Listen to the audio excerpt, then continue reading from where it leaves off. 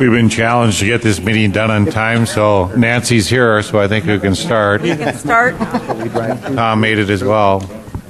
Today's April 10th. Usually about this time we're getting ready for a river to crest. And April, is it going to crest at 30 or 40 tomorrow, or what's it going to crest at? 17-7. 17.7. Isn't that delightful for all of us? With that. Liravano is gone today, so I'm going to be carrying the meeting. Approve the minutes from the previous meeting. So moved. Is there a second? Second. All those in favor say aye. Aye. Approve the order of agenda. Also move. Second. All those in favor say aye. Aye. Okay, we're ready for Bruce. I think you're going to give the PMC report. Okay. Are you prepared, or? I am prepared. This is not a candidate forum. I know there looks like there's a lot of candidates up here at this end of the table, but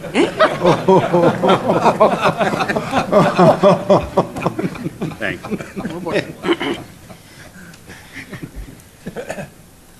Okay, good afternoon. I'll go through our monthly report. As typical, we've got a lot of design activities that are just ongoing. The County Road 20 bridge is 90% complete, so that's getting close to complete. We have completed work package 43A, which is the first phase of the Oxbow-Hixon-Baki levee, and I'll talk about that a little bit later in the presentation. We're at 35% with the next two packages. 43B is being done by the Corps, and 43C is by Houston Moore Group. We've submitted permit applications. The 404 permit is under review by the Omaha District of the Corps, and the State Water Commission permit is under review as well. In-town levies are continuing along, also continuing to coordinate with the new City Hall project. 1 month, hopefully real soon, I'm going to be able to say that Order Bill is no longer in conference and is out of conference, but this month it's going to be the same thing I've been saying for the last number of months. Minnesota EIS is ongoing, and land acquisition activities and policy development is also continuing. Priorities for the next month is to continue to work on the authorization. Oxbow-Hixon-Baki, we've got permitting and land acquisition underway, and as I'll talk about in a minute or two is the bidding and construction that's going to start this spring and summer. In-town levee design is going to continue as well over the next month. Work is continuing also on the Minnesota EIS. So just real quick, familiarize you with the Oxbow-Hixon-Baki project. The 24 activities are in the southeast section with the proposed development, the golf course in that area, and the pinkish area down in the section of the levee, work package 43A. So just to get you up to speed on where we've been on work package 43A, in early November, we were at 35% design. By the first of the year, we were at a 65% design, and then went through a value engineering study on that. Got comments out of that, incorporated those comments into the 95% design.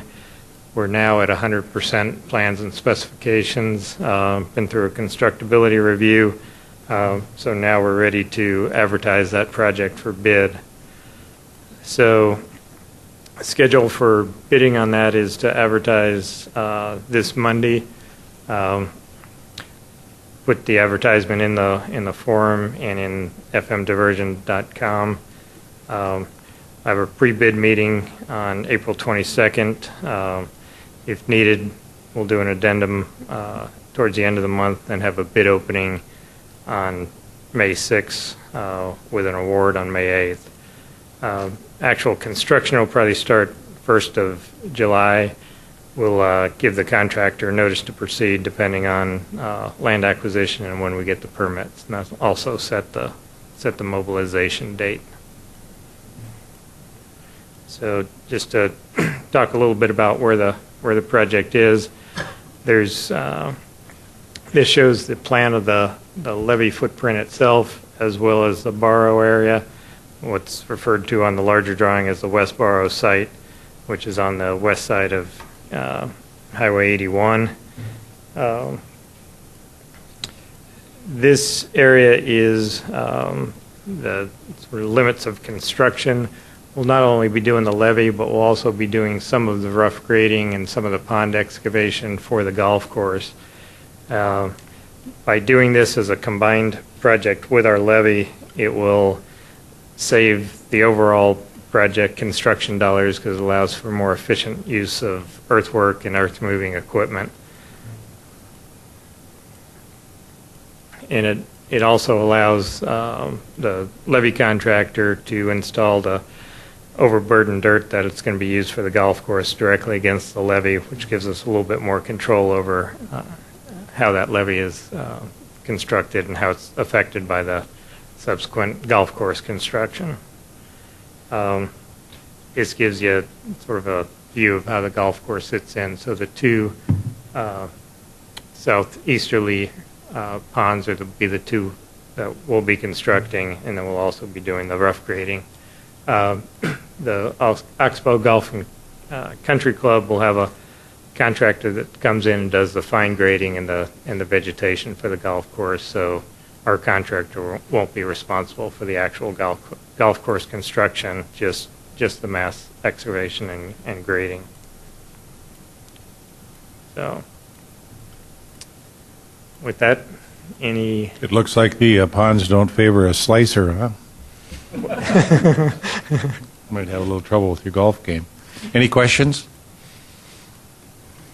So could move dirt as soon as July 1st. That's correct. Okay, good. Terry, are you going to give the cores report, or Brent? I will.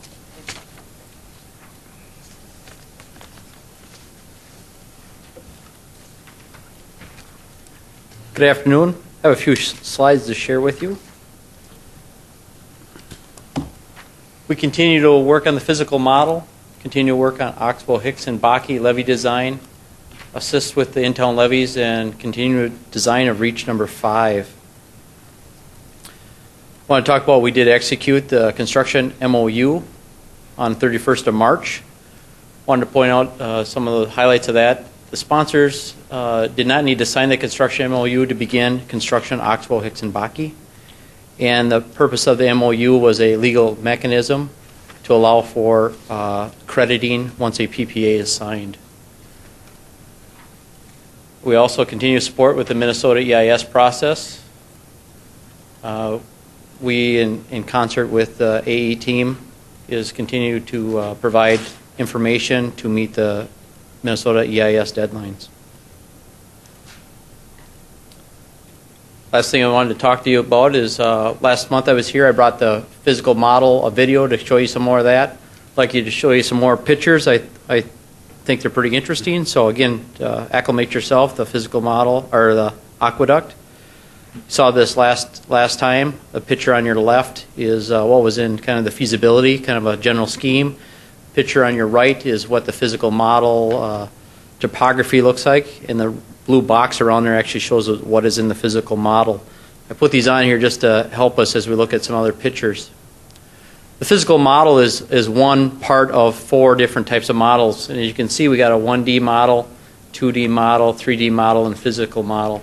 And so as each modeling system we do, it helps define our process a little bit more, and we're trying to understand how the system works. It's also an iterative process, meaning we go to the physical model, then we go back up to the 3D model, make adjustments, and then go back and do some physical models. So it goes back and forth.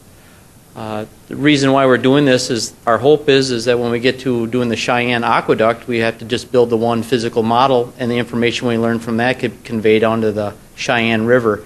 So we want to get a better understanding on how all these 1D, 2D, 3D models work so that we could reduce costs in the future for a physical model. I'm going to show you a couple when I talk about 1D, so it hopefully makes a little more sense. We got a 1D model here, and the purpose of this model is to show the geometry used and to show the extents of what is being modeled, how far out the water would flow. This is what you'd see usually like in a HEC-RAS modeling. A 2D model, you can see we start showing flow lines, flow directions, and flow paths. What you see before you is a L7 flow scenario, and I put the flows and the estimated frequencies of those events. You can see the Maple River up on your left, diversion flows coming down and as it's flowing. This is information, again, to see how the model flows and if there's adjustments or corrections that we can make to make it more efficient model. A 3D model extends and looks at the whole water profile. And the picture on the right is, again, the aqueduct, showing what that looks like and trying to show with the physical model, not the physical model, with the 3D model, the flows. And you can see the velocities, the different velocities, and the Maple River is kind of bluish, so it's about a half a foot a second. In the aqueduct, it ranges from 1 to 2 feet a second. With this 3D model, we did a cross-section also, and the picture up on the left shows a red dashed line, shows a cross-section where it was cut, and then those results are on the bottom below. And so you can see as through that modeling, we can see the flows going underneath the structure and also the flows that are within the aqueduct cross-section. And again, this is all information, so as we look at it, look for velocities and make sure that we got the right materials and for scour and that kind of stuff, or reduce that. Another cross-section we took is right at the face of the aqueduct to see how it flows in.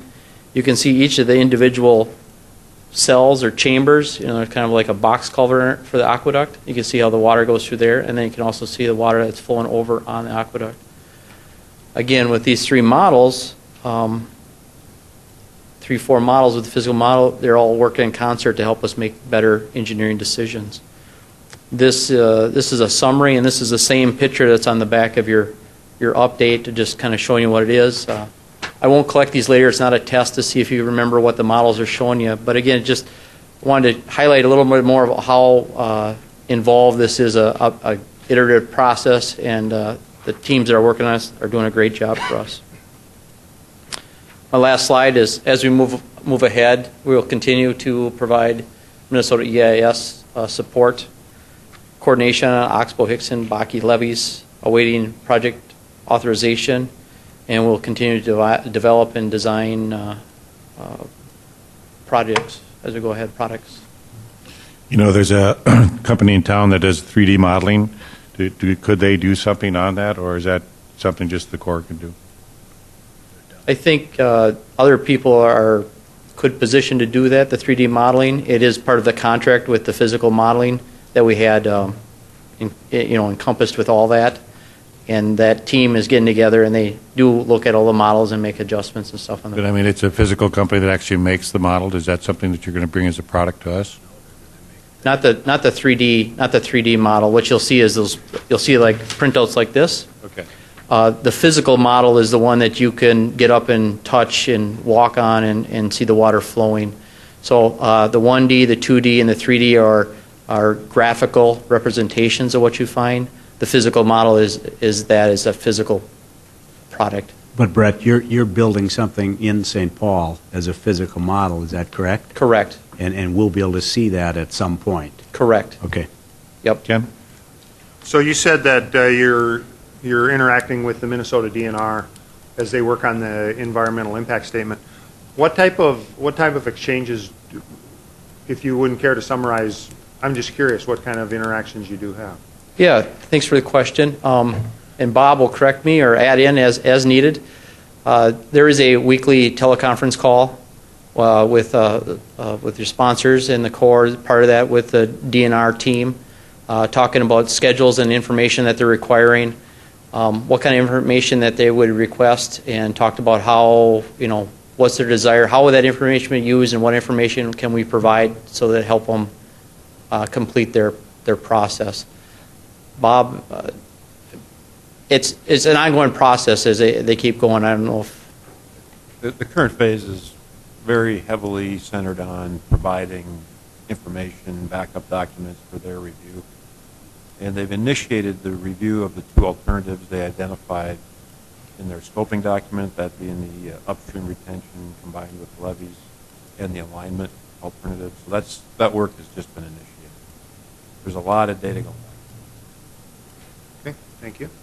This is the question on that, Bob, is that we've done a lot of work on that. The DNR isn't necessarily repeating that work, they're just looking at our work, or? No, to the extent that they can, they are by state statute required to use the work that's been done, and believe me, we're going to ensure that they do to the extent that it meets their needs.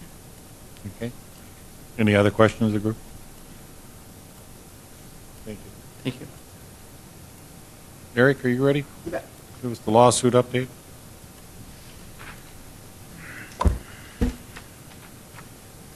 Good afternoon.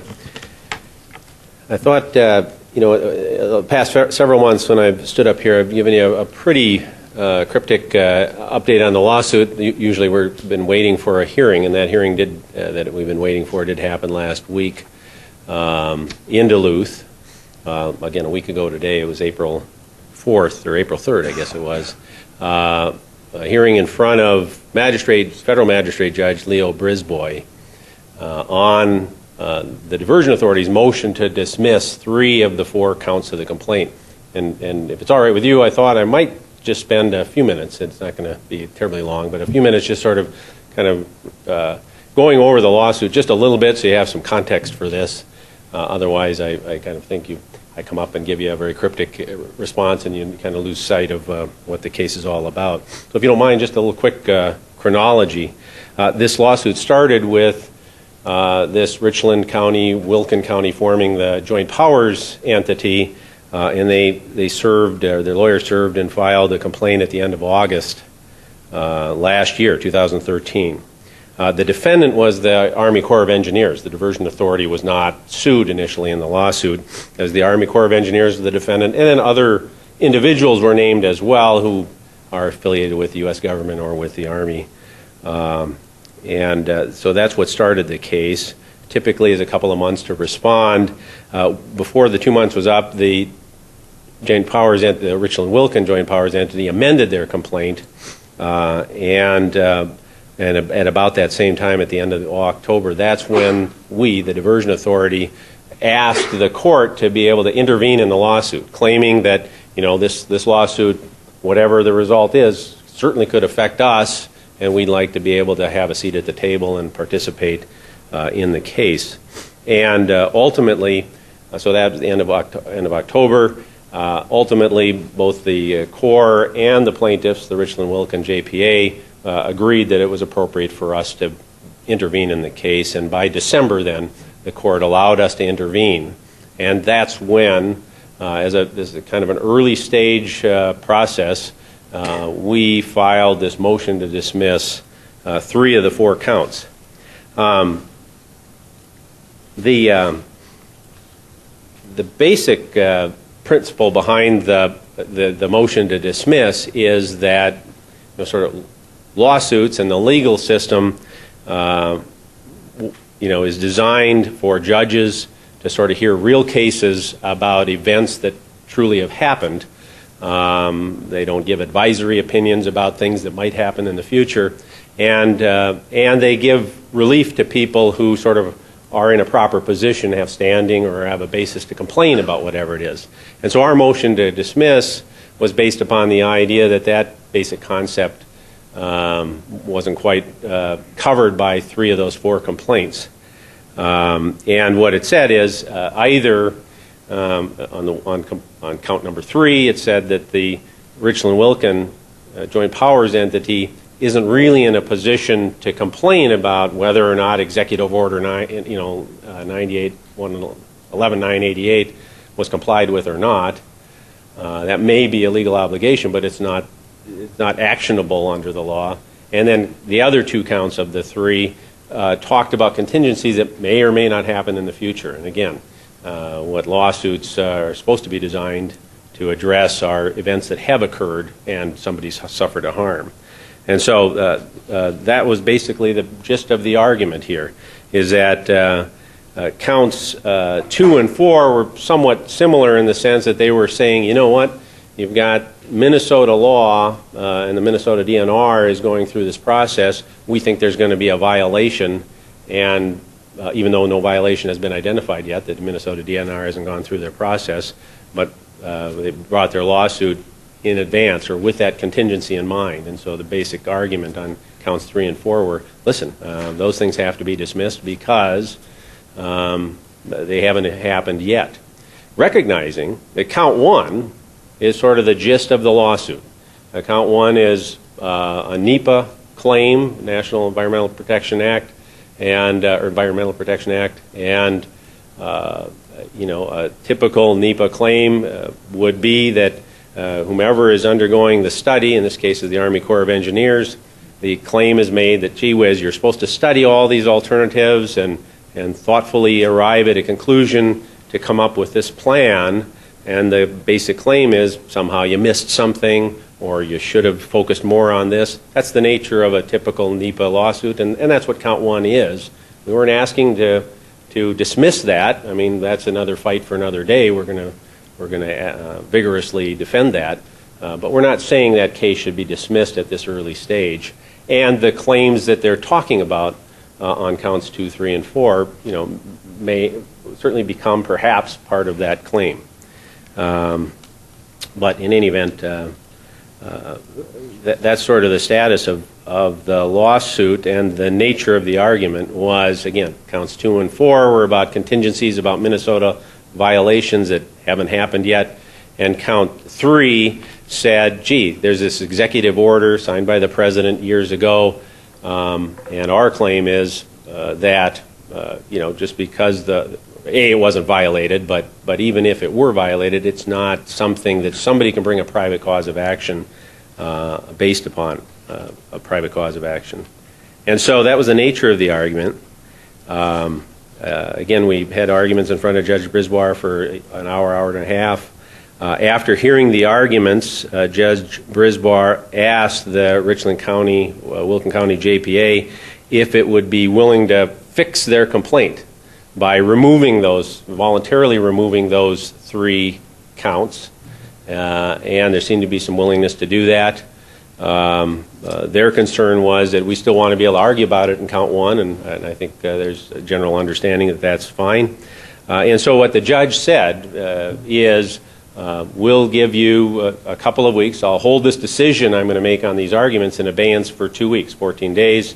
We'll give the 14 days to Richland Wilkin to redraft their complaint and amend it a second time, sort of removing those 3 counts and leaving him with the original of count 1, and allow him an opportunity to include some additional facts that maybe he was alleging in other counts that he now wants to put in count 1. And then it gives the parties the opportunity to meet and confer to see if we're agreeable to the form of the complaint as it's amended. And so that is ultimately the decision that was made. So in summary, the court hasn't decided the motion per se. The court held the decision in abeyance for 14 days to see if the issues get resolved by way of an amendment of the complaint that removes the 3 counts that we wanted dismissed, leaving in place the 1 count that would then move forward for further proceedings. Hopefully that makes sense. So is that clear to all the committee members, or any questions? So in 2 weeks, would we One question. go ahead?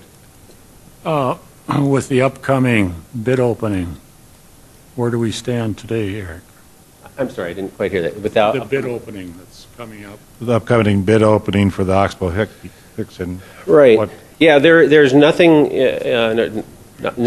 about the lawsuit or anything in place that stops anything from moving forward. Even the threat of an injunction. Yeah, there was a news release that the direction had been given to the attorney for the JPA, the Richland Wilkin JPA, to file a preliminary injunction, but the information we have from that attorney is he doesn't have that plan, or he would have told the court that he intended to do that. So we don't know the status. It's certainly possible that somebody could file a motion for an injunction of some sort, but and we would resist that. We have several grounds to resist any kind of motion like that, but certainly until a court were to enjoin a party from proceeding, we're free to move forward. And we don't have any communication from Oxbow. They'd like us to continue to go ahead on this. Is that right? I believe, yes, I believe that's true. Thank you. Any other questions? Bruce, I think you're back up for the technical. Is that right? That's correct. Thank you, Eric.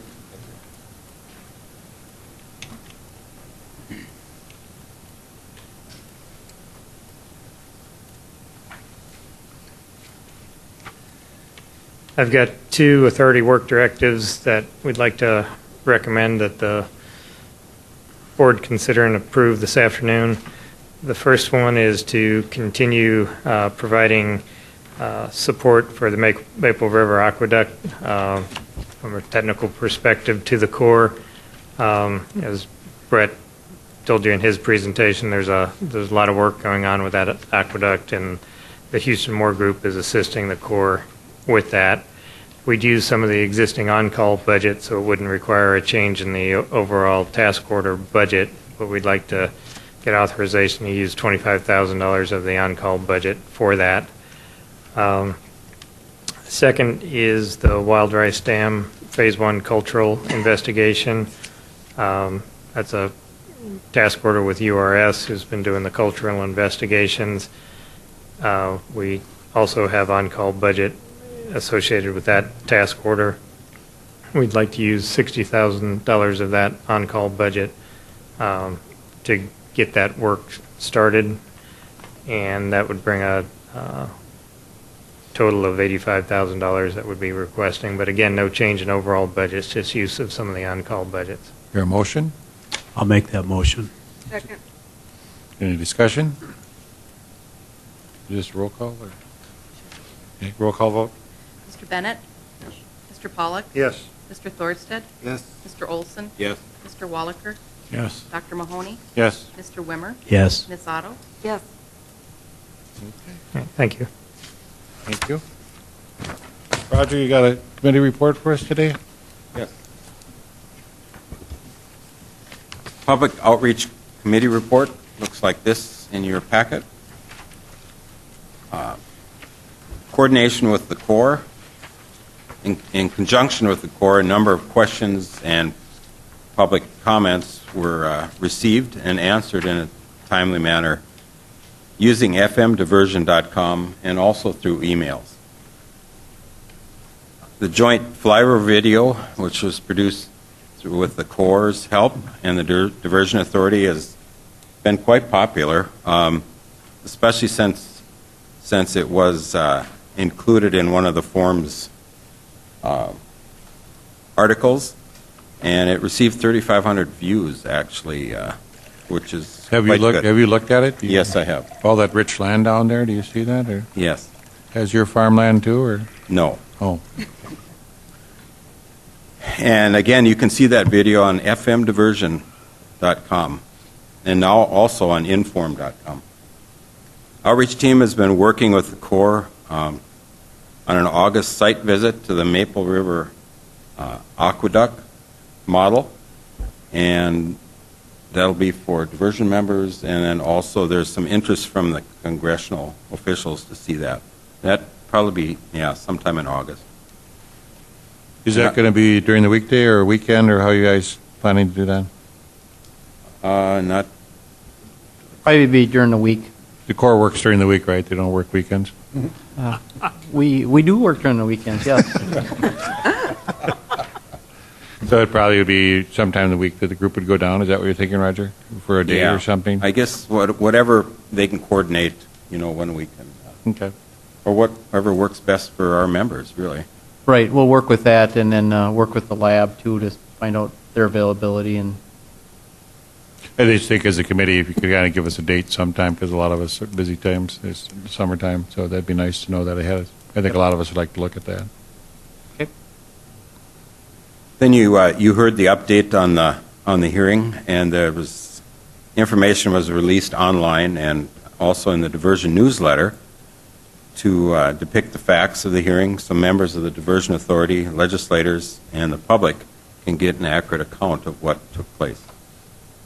Federal update, the outreach team continues to coordinate its activities, updates and communications with work being done in Washington with both the state's federal congressional offices regarding the authorization through the Senate and the House bill, the word of bills. The authorization bills are currently in conference, as you heard earlier, and actually we're hoping to get something here by end of the month. Do you have any idea what's holding that up? I mean, that's been in committee or conference for a long time. Is there some particular part of the country that wants to be taken care of, or is there some congressional part of that that's doing that? Or Nothing specific. No? No. Denny, you haven't heard anything? Except California is a bigger state than we are. Okay. I mean, they're, I hope this thing moves forward. I mean, we have moved from December, and now it's April, and we've been told basically by the congressional people that they expect to have a decision sometime this summer, before fall, so, and then we can go after appropriations. But as far as authorization, we're anticipating that. There were some people that wanted authorization and appropriations together, and that was foolish on our part. But as far as getting the process, we have a meeting, I think, on April 24th out at Castleton on the rail. That kind of took precedent and so forth. But as far as the rest of us, only Congress knows where everything's at. I just know when we went out there in Washington last time, they had thought maybe end of March they'd have it done, and it just seems like it seems to be prolonged. And then there was the issue that there's elections coming up, and it may delay because of the elections not to do the authorization. So I didn't know if anybody had a clue as far as who might move it forward. Tim and Roger, we talked a little bit yesterday, and our congressional liaisons are all in the audience, and I don't think they had any answers for us, but they did all speak to that yesterday a little bit, and just couldn't hammer down a timeline. Thank you. Roger, the rest of that? Online and media presence. Darren, did you want to get up?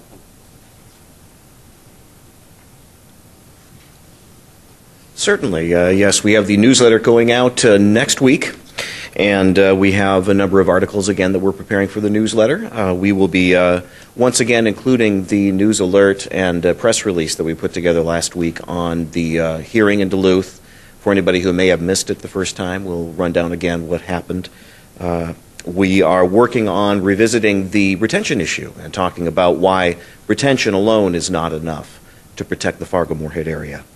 We're going to celebrate a second straight spring of no serious severe flooding in Fargo-Moorhead, but then also point out the fact that with the diversion in place, we'd have many springs like this where we wouldn't have those kinds of concerns.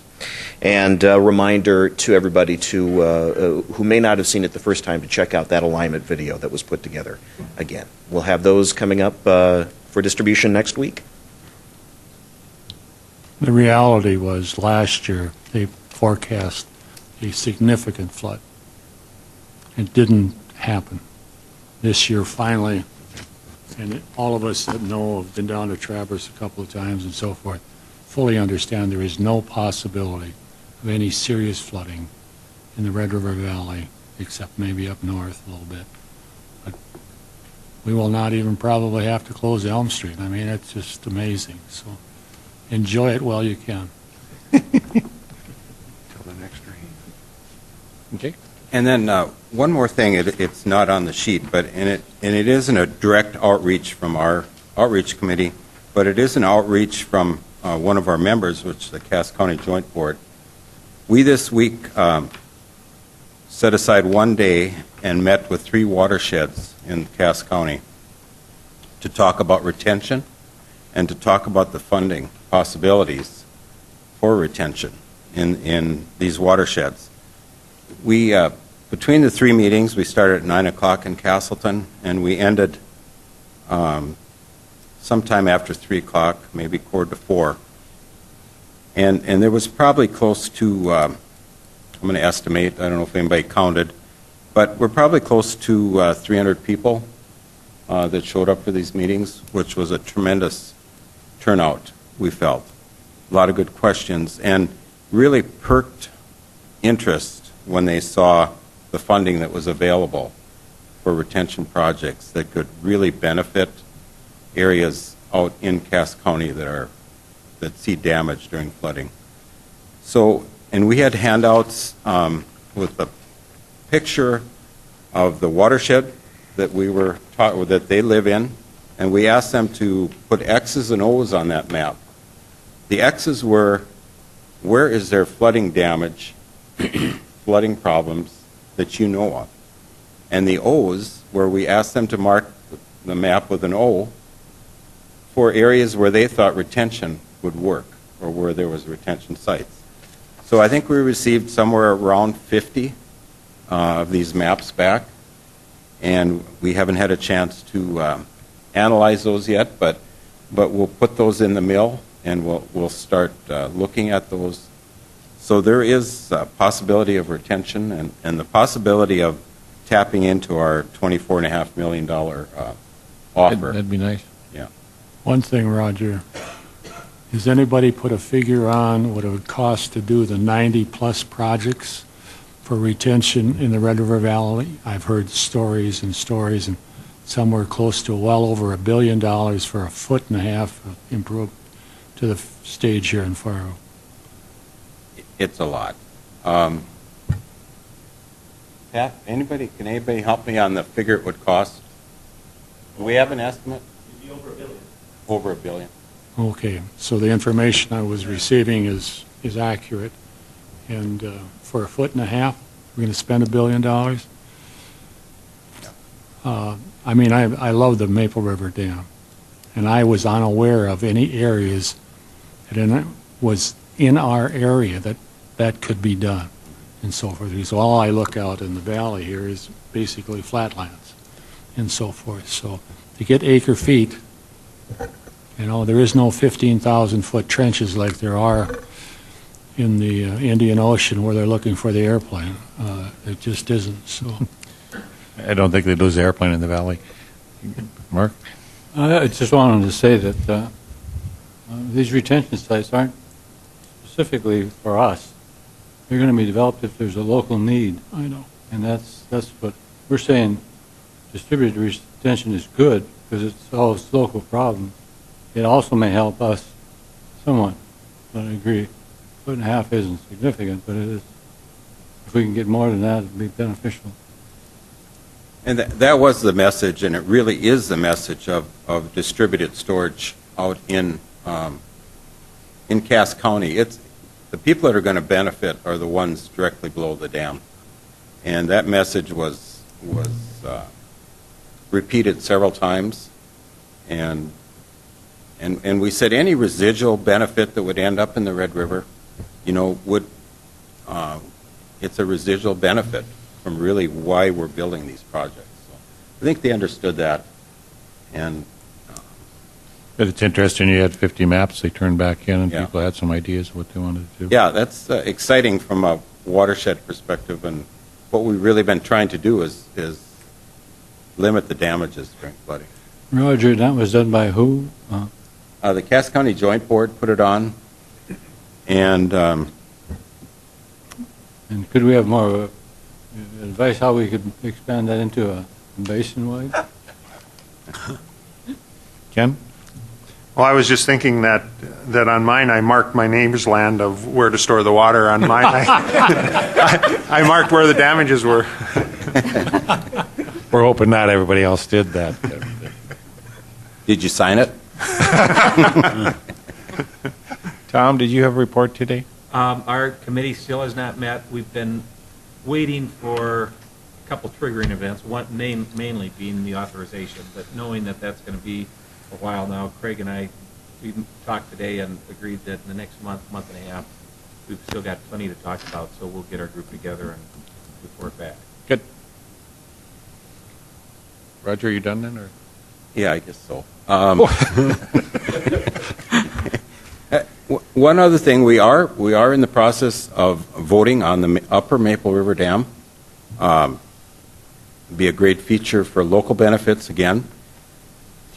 But one thing I want to relate to you is how long it took to get this project done. It was actually started about 18 years ago, the possibility of a concept, and certainly it took a long time. We don't have the tools. We didn't have the tools then that we have now.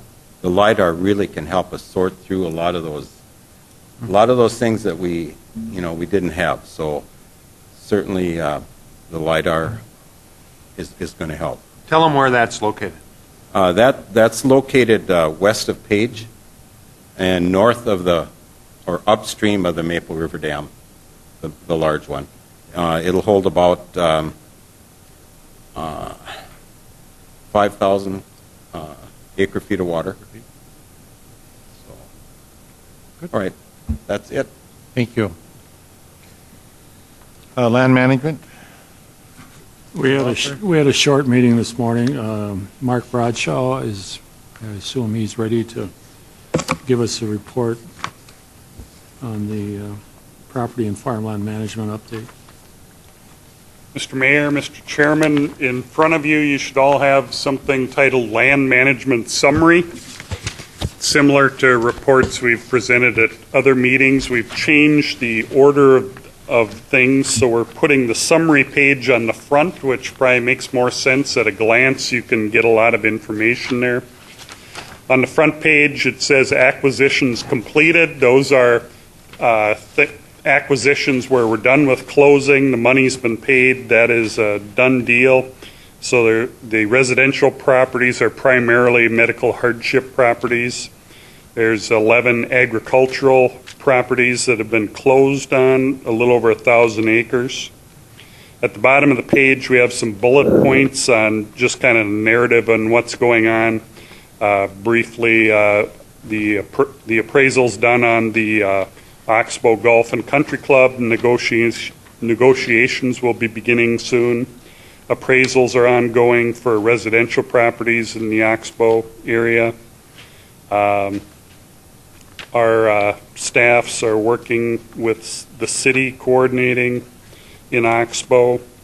In-town levy, we've had notice of intent letters sent out to property owners where we need to buy property for the in-town levies. And CH2M Hill preparing task orders for acquiring land for a cultural mitigation site.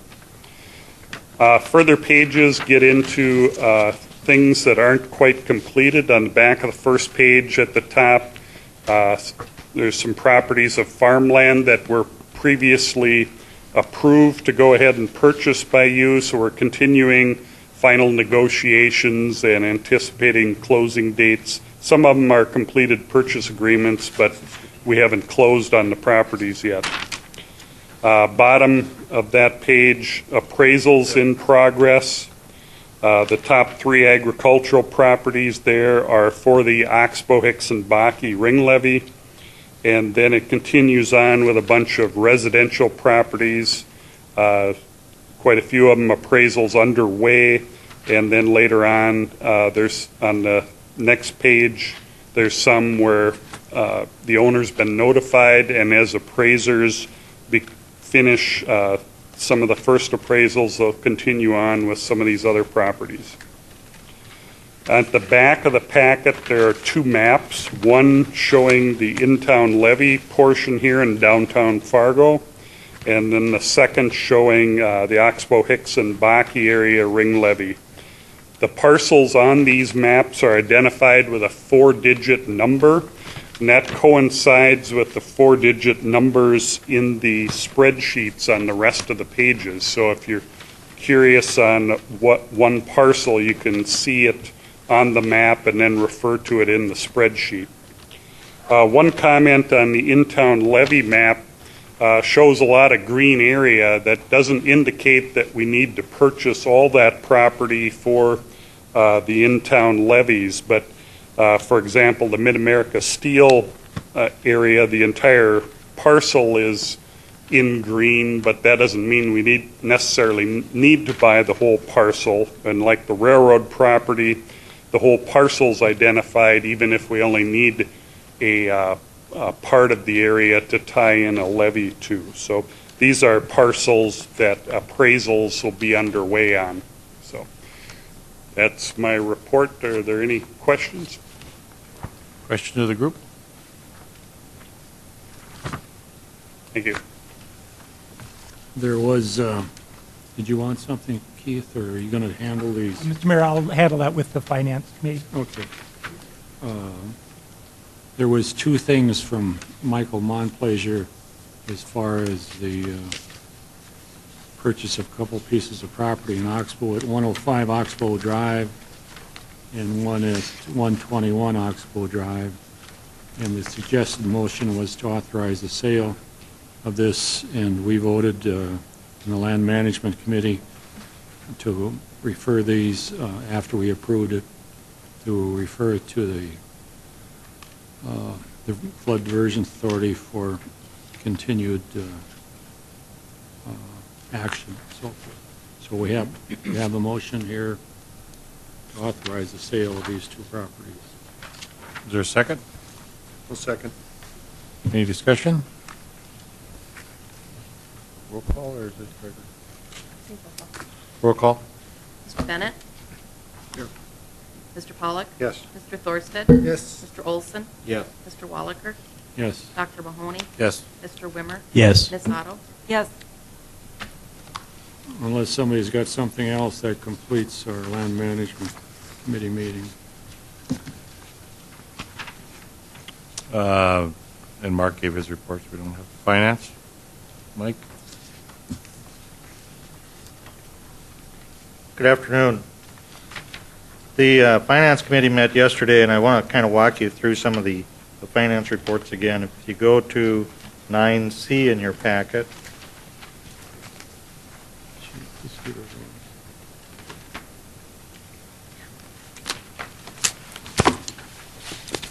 the first page there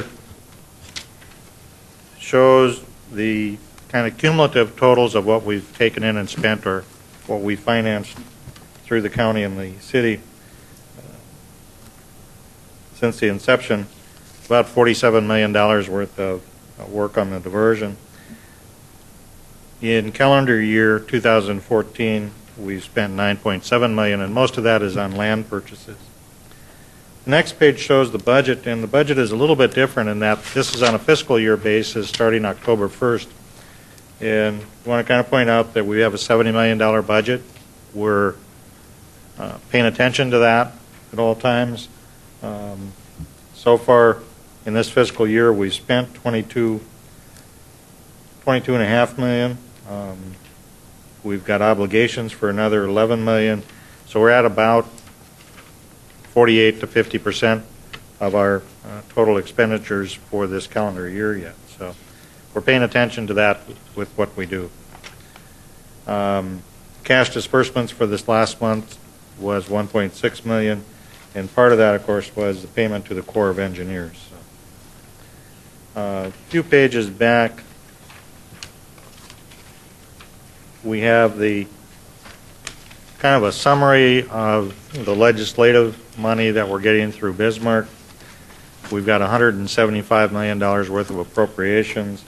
So far, the city of Fargo, Cass County, and the Diversion Authority have requested almost $46 million, leaving us with roughly $130 million left out of the appropriations so far.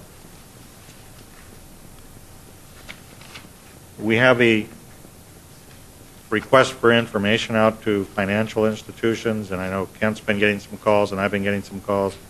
Those are due back in April 17th, I think, is the date. And so we'll be talking about that next month. As we get into the Oxbow stuff and the downtown levy stuff, we'll have to start borrowing some money to make this happen. As Mayor brought up in 9B,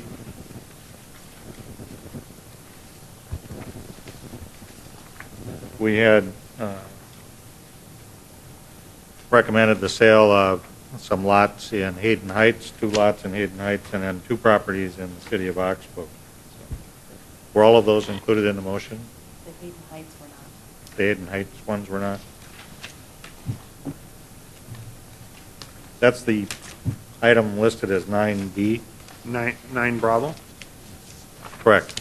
So I move to authorize the sale of Lot 10, Block 2, Hayden Heights subdivision for $40,000 and Lot 10, Block 1, Hayden Heights subdivision for $39,500. And to authorize Kent Costin to sign the closing documents with Michael Mount Pleasure as an alternative signer if Kent's not available. Is there a second? Second. Roll call. Before we go any farther, can somebody explain Hayden Heights? I mean, isn't that the area we purchased to prevent anybody from moving into, and now we're selling it? Yeah, I think we'll ask Keith to respond. Yes, Mr. Mayor. Please. That's correct.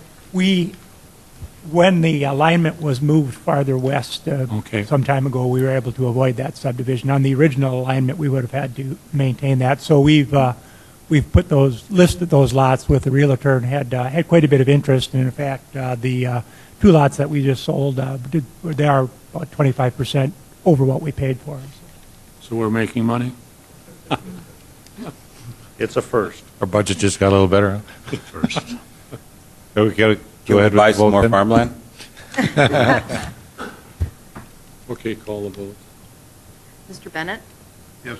Mr. Pollock? Yes. Mr. Thorsted? Yes. Mr. Olson? Yeah. Mr. Wallaker? Yes. Dr. Mahoney? Yes. Mr. Wimmer? Yes. Ms. Otto? Yes.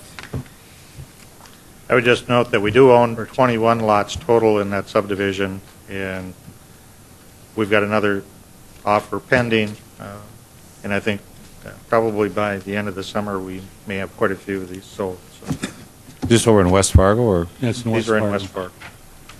It's on the west side of the dike. do I need to have a motion for 9C as well? The vouchers. Have a motion for 9C, please? I'll make that motion. Is there a second? Second. Any discussion? Vote? Mr. Bennett? Yes. Mr. Pollock? Yes. Mr. Thorsted? Yes. Mr. Olson? Yes. Mr. Wallaker? Yes. Dr. Mahoney? Yes. Mr. Wimmer? Yes. Ms. Otto? Yes.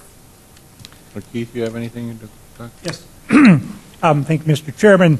The Finance Committee also made recommendations on 2 motions, and I'll give you just a little bit of background, and there's a handout on each of these. During the cultural resource investigation, it was determined that one of the properties located in Reach 1 of the project will require cultural mitigation. It's necessary to complete that mitigation before construction of the channel. Therefore, the Finance Committee is recommending that we negotiate the purchase of that property. So we were looking for a motion to authorize us to begin negotiation to purchase the property up. It's up near the Cheyenne River in the Harwood-Argosville area. So moved. Second. Is this one we could do all those in favor, or do you want to? Doesn't matter. All those in favor say aye. Aye.